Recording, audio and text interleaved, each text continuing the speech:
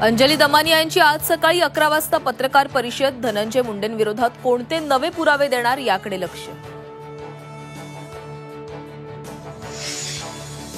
धनंजय मुंडेंवरील आरोपांच्या चौकशीसाठी उपमुख्यमंत्री अजित पवारांकडून 3 सदस्यीय शासकीय समिती गठीत.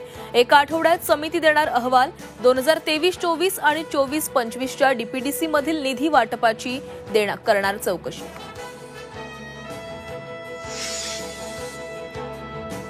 मुंबई पालिकेचा आज 65,000 कोटींचं बजेट. मुंबईकरांना करसवलत मिळणार का? शिक्षण आरोग्यासाठी किती तरतूद याकडे लक्ष.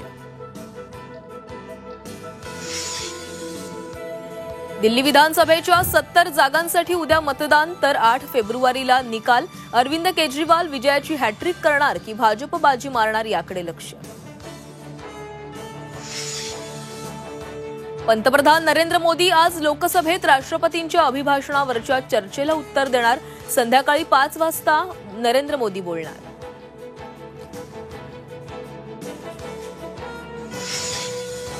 कर्नाटकच्या धर्तीवर लवकरच महाराष्ट्रात सर्वसामान्यांना मिळणार एसटीची प्रीमियम सेवा.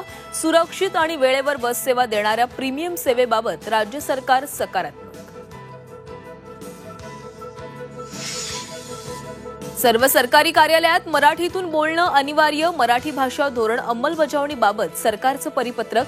मराठीतून न बोलणाऱ्या कर्मचाऱ्यांवर कारवाई होणार.